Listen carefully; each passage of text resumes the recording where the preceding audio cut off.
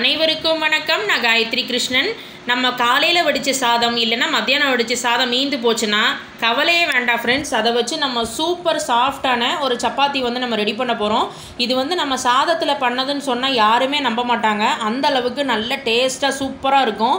கண்டிப்பாக எல்லோரும் வீடியோவை ஸ்கிப் பண்ணாமல் பாருங்கள். அதுக்கு ஒரு அருமையான சைட் டிஷ்ஷும் நம்ம ரெடி பண்ண போகிறோம். இந்த சப்பாத்திக்கு இந்த சைட் டிஷ் சூப்பராக இருக்கும். வாங்க வீடியோக்குள்ளே போய் இந்த ரெசிபி எப்படி செய்கிறதுன்னு நம்ம பார்க்கலாம் ஃப்ரெண்ட்ஸ். இப்போ நம்ம இந்த ரெசிபி பண்ணுறதுக்கு பாருங்கள், நான் இன்றைக்கி 1 கப் சாதம் அடிச்சிருக்கேன், வடித்த சாதம். இது நாங்கள் காலையிலே இந்த சாதத்தை வடிச்சிட்டோம். எப்போவுமே குழந்தைங்க இருக்கிறனால மத்தியானத்துக்கும் சேர்த்தே காலையிலே நாங்கள் சாதம் ப்ரிப்பேர் பண்ணிடுவோம். நான் இன்றைக்கி 1 கப் சாதம் நல்ல பச்சரிசி சாதம் எடுத்து வச்சுருக்கேன். நீங்கள் புழுங்கரிசி சாதம் கூட எடுத்துக்கலாம். இப்போ இந்த சாதத்தை நம்ம மிக்ஸி ஜாரில் ஆட் பண்ணிக்கலாம். எல்லா சாதத்தையும் நம்ம மிக்ஸி ஜாரில் சேர்த்துடலாம். சாதத்தை நம்ம மிக்சியில் அரைக்கும் போது எப்போவுமே அது கொஞ்சம் கொழகொழப்பாயிடும். மிக்சியில் ஜாரில் நம்ம சாதத்தை அரைச்சாலே அதனால் கொஞ்சம் இந்த ஸ்டிக்கினஸ் போகிறதுக்காக நான் இதில் கொஞ்சம் மாவு ஆட் பண்ணிக்கிறேன். 2 டேபிள் ஸ்பூன் கோதுமை மாவு சேர்த்துருக்கேன். அதே மாதிரி 1 ஸ்பூன் அரிசி மாவு அதையும் ஆட் பண்ணிக்கலாம். கொஞ்சமாக மட்டும் ஒரு 2லேருந்து 3 டேபிள் ஸ்பூன் மட்டும் இதில் நம்ம தண்ணியை சேர்த்துடலாம். ரொம்ப தண்ணி விட வேண்டாம். சும்மா ஒரு 2 ஸ்பூன் மட்டும் நம்ம தண்ணி சேர்த்துட்டு இதை இப்போ நம்ம நல்லா அரைச்சி எடுத்துக்கலாம். மிக்ஸி ஜாரில் பாருங்கள், நம்ம அரைச்சி அதை ஒரு மிக்சிங் பவுலுக்கு மாற்றிட்டோம். இப்போ மிக்ஸி ஜாரில் அரைச்சதுக்கப்புறமும் இது கொஞ்சம் குழகுழன்னு தான் இருக்கும் சாதம் போட்டனால. இதுக்கப்புறம் நம்ம இதில் மாவு சேர்க்கணும். எவ்வளோ மாவு தேவையோ அதை நம்ம ஆட் பண்ணிக்கலாம். கோதுமை மாவு ஃபஸ்ட்டு நான் இன்றைக்கி கொஞ்சமாக மட்டும் கோதுமை மாவு சேர்த்துட்டு இதை நான் நல்லா கலந்துக்கிறேன். இப்போ இதில் நம்ம தேவையான அளவு உப்பு அதையும் நம்ம சேர்த்துக்கலாம். நம்ம எடுத்துக்கிற அரிசியை பொறுத்து மாவு தேவைப்படும். எப்போ கையில் ஒட்டாமல் சப்பாத்தி மாவு பதத்துக்கு அது உருட்ட வருதோ அந்த அளவுக்கு எவ்வளோ கோதுமை மாவு தேவையோ நம்ம ஆட் பண்ணிக்கலாம். இப்போ இந்த கோதுமை மாவு சேர்த்துட்டு நல்லா கலந்து விட்டுக்கோங்க. கலக்க நல்லா சேர்ந்து வரும். நல்ல மாவை தேவைப்படும் போதெல்லாம் ஆட் பண்ணி கோதுமை மாவை நம்ம இதை நல்ல சப்பாத்தி மாவு மாதிரி நம்ம நல்லா மிக்ஸ் பண்ணி எடுத்துக்கலாம். எந்த விதமான தண்ணியும் விட வேண்டாம். இதுவே சரியாக இருக்கும். கலந்துக்கலாம். பாருங்கள், நம்ம மாவை தேவையான அளவு கோதுமை மாவு சேர்த்து நல்லா சாஃப்டாக மாவை நல்லா மிக்ஸ் பண்ணி வச்சாச்சு. இப்போ இந்த மாவு மேலே ஜஸ்ட் நம்ம 1 ஸ்பூன் மட்டும் லைட்டாக அப்படியே மேலே எண்ணெயை விட்டுட்டு அந்த மாவு மேலே ஃபுல்லாக நம்ம ஸ்ப்ரெட் பண்ணிடலாம். அது இன்னும் கொஞ்சம் சாஃப்ட்னஸ்க்காக தான். இப்போ இந்த மாவு நல்லா ஒரு தடவை எண்ணெய் தேய்ச்சனால நல்லா ஒரு தடவை நம்ம மிக்ஸ் பண்ணி விட்டுக்கலாம். மாவு ஊறணும்னு இல்லை, நம்ம உடனே கூட நம்ம சப்பாத்தி ப்ரிப்பேர் பண்ணிடலாம். ஆனால் இப்போ நம்ம இதுக்கு ஒரு சைட் டிஷ் ரெடி பண்ண போகிறோம். அதனால் அது வரைக்கும் மட்டும் இந்த மாவு இருக்கட்டும். நம்ம அதுக்குள்ளே சைட் டிஷ் ரெடி பண்ணிடலாம். எண்ணெயை விட்டு நல்லா அப்ளை பண்ணி வச்சுட்டு இப்போ இந்த மாவை நம்ம அப்படியே வச்சு மூடி வச்சிடலாம். சைட் டிஷ் நம்ம ரெடி பண்ணிவிடுவோம்.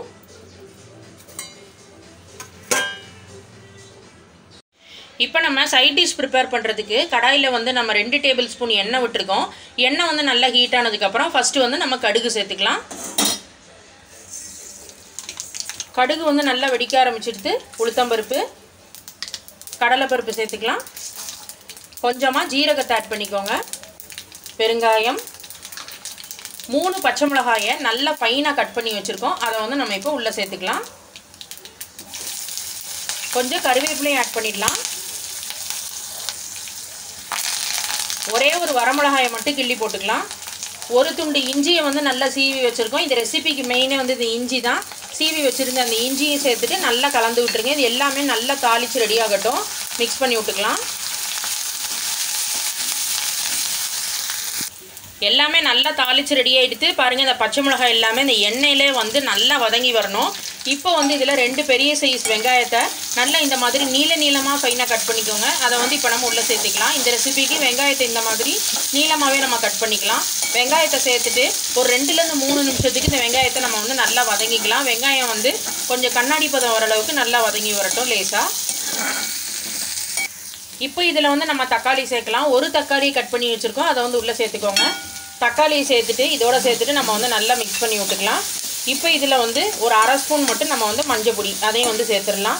மஞ்சள் பொடியை சேர்த்துட்டு நம்ம நல்லா கலந்துக்க வேண்டிதான். ஒரு 1/2 ஸ்பூன் மட்டும் மஞ்சள் பொடி ஆட் பண்ணிக்கோங்க. இப்போ இந்த ரெசிபிக்கு எவ்வளோ உப்பு தேவையோ அதையும் நம்ம இப்போ சேர்த்துடலாம். இப்போ இது எல்லாத்தையும் சேர்த்துட்டு அப்படியே நம்ம நல்லா கலந்து விட வேண்டிதான். அடுப்பை மீடியம் ஃப்ளேம்லேயே வச்சுக்கோங்க. ஃபஸ்ட்டு இந்த வெங்காயம் தக்காளி எல்லாமே நல்லா வதங்கி வரணும். இந்த எண்ணெயிலே நல்லா வதங்கட்டும். பாருங்கள், நம்மளோட வெங்காயம் தக்காளி எல்லாமே எந்த அளவுக்கு நல்லா சுருளை இந்த அளவுக்கு நல்லா வதங்கி வரணும். இதில் இப்போ நம்ம கடலை மாவு கரைசலை உள்ளே சேர்க்க போகிறோம். பாருங்கள், 1 டேபிள் ஸ்பூன் கடலை மாவை நல்லா தண்ணியில் மிக்ஸ் பண்ணி வச்சுருக்கோம். அதை இப்போ நம்ம இதோட ஆட் பண்ணிடலாம். இப்போ இது எல்லாத்தையும் சேர்த்துட்டு நம்ம வந்து நல்லா கலக்க வேண்டியதான். இந்த கடலை மாவு சேர்த்தனால அது எல்லாத்தோட சேர்த்து இது வந்து நல்ல ஒரு கொதி வரணும். பாருங்கள், நம்மளோட கடலை மாவை சேர்த்ததுக்கப்புறம் எல்லாமே சேர்ந்து நல்ல கொதி வந்துடுது. நல்ல ஒரு திக்கான கன்சிஸ்டன்சி வந்துடுது. அந்த கடலை மாவோட அந்த பச்சை வாசனை போகிற அளவுக்கு நல்லா கொதிக்கணும். இந்தளவுக்கு நல்லா கொதிச்சதுக்கப்புறம் லாஸ்ட்டாக வந்து கொஞ்சம் கொத்தமல்லியை மட்டும் அப்படியே மேலே தூவிட்டு அப்படியே கலந்து விட்டுக்கலாம்.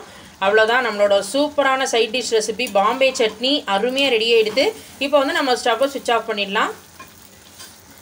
பாருங்கள், நம்ம வந்து அதை ரெடி பண்ண மாவை வந்து இந்த மாதிரி நம்ம சப்பாத்திக்கு எப்படி உருண்டைகள் உருட்டுவோமோ அதே மாதிரி உருட்டி ரெடியாக வச்சுட்டோம். எங்களுக்கு வந்து கிட்டத்தட்ட 8 உருண்டை வந்திருக்கு. நம்ம 8 சப்பாத்தி தான் ரெடி பண்ண போகிறோம். இந்த மாவுக்கு நம்ம வந்து சாதம் போட்டு இந்த மாவை ரெடி பண்ணுறனால அன்னைக்கே வந்து அதை செலவழிக்கிற மாதிரி நீங்கள் பார்த்துக்கோங்க. அதனால் இப்போ 8 சப்பாத்தி மட்டும் நம்ம இதில் ஒவ்வொன்றா ஃபஸ்ட்டு சாதாரணமாக நம்ம எப்படி கோதுமை மாவில் டிப் பண்ணிவிட்டு தேய்ப்போமோ அதே மாதிரி பாருங்கள், ஒரு உருண்டை எடுத்து ஃபஸ்ட்டு இந்த மாதிரி ஒரு தட்டில் கோதுமை மாவு ரெடி பண்ணி வச்சுருக்கோம். அதில் வந்து இந்த மாதிரி நல்லா அப்ளை பண்ணிவிட்டு நம்ம இதில் வந்து போட்டு தேய்க்க வேண்டியதான். சாதாரண சப்பாத்திக்கு எப்படி ஸ்ப்ரெட் பண்ணுவோமோ அதே ப்ரொசீஜர் தான். அதே மாதிரி நம்ம சப்பாத்திக்கு நல்லா போட்டு விரித்து எடுத்துக்கலாம். எந்த அளவுக்கு நல்லா சாஃப்டாக இருக்குது பாருங்கள் மாவு. சாதத்தில் போட்டு பண்ணதுன்னு சொன்னால் யாருமே நம்ப மாட்டாங்க. அந்த அளவுக்கு நல்லா சாஃப்ட்னஸோட சூப்பராக இருக்குது. அப்பப்போ கோதுமை மாவில் டிப் பண்ணி போட்டு நல்லா பண்ணி எடுத்துக்கலாம். இந்த மாதிரி சாதம் மீந்து போச்சு அப்படின்னா டக்குன்னு வந்து நம்ம அதில் கோதுமை மாவு ஆட் பண்ணி நம்ம சப்பாத்தியாக பண்ணிடலாம். நல்லாயிருக்கும். பேன் வந்து பாருங்கள் நல்லா ஹீட் ஆகிடுது. எண்ணெயெல்லாம் அப்ளை பண்ணிட்டோம். நம்ம ரெடி பண்ண இந்த சப்பாத்தியை அப்படியே போட்டு நம்ம ஒவ்வொன்றா போட்டு எடுத்துட வேண்டியதான். இந்த சைடு வந்து நல்லா ரெடியாகட்டும். மெதுவாக வந்து நம்ம திருப்பி போட்டுக்கலாம். இந்த சப்பாத்தி பண்ணும்போது அடுப்பை வந்து நல்லா ஹை ஃப்ளேம்லேயே வச்சுக்கோங்க. சப்பாத்தி வந்து நல்லா சாஃப்டாக வரும். இப்போ இந்த சப்பாத்தியை வந்து நம்ம அப்படியே மெதுவாக திருப்பி போட்டுக்கலாம். பாருங்கள், மேலே வந்து அப்படியே லைட்டாக ரெடியாகி வர ஆரம்பிக்குது. எல்லா சைடும் நல்லா ரெடி பண்ணிவிட்டு அப்புறமா நான் உங்களுக்கு சப்பாத்தியை காட்டுறேன். நல்லா அடுப்பை ஹை ஃப்ளேமில் வச்சுட்டு ஆயில் வந்து அப்ளை பண்ணிக்கோங்க. ஆயிலை வந்து 2 சைடுமே பாருங்கள் நல்லா இந்த மாதிரி தேய்ச்சிட்டு 2 பக்கமும் திருப்பி போட்டு நம்ம வந்து இந்த சப்பாத்தியை ரெடி பண்ணிக்கலாம். இந்த சைடும் வந்து நல்ல எண்ணெயை தேய்ச்சிக்கலாம். 2 சைடுமே வந்து நல்லா ரெடியாகட்டும்.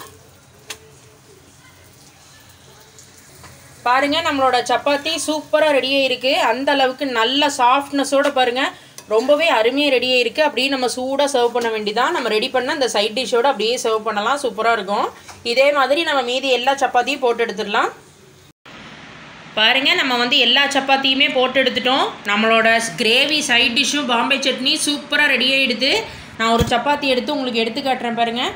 ஒரு சப்பாத்தியை கையில் எடுத்து எவ்வளோ ஒரு சாஃப்ட்னஸாக வந்திருக்கு பாருங்கள் இந்த சப்பாத்தி. நீங்கள் வந்து இந்த சப்பாத்தியை கையில் எடுத்து இந்த மாதிரி பண்ணிங்கனாலே எந்த அளவுக்கு நல்லா சாஃப்டாக இருக்குது பாருங்கள் சப்பாத்தி.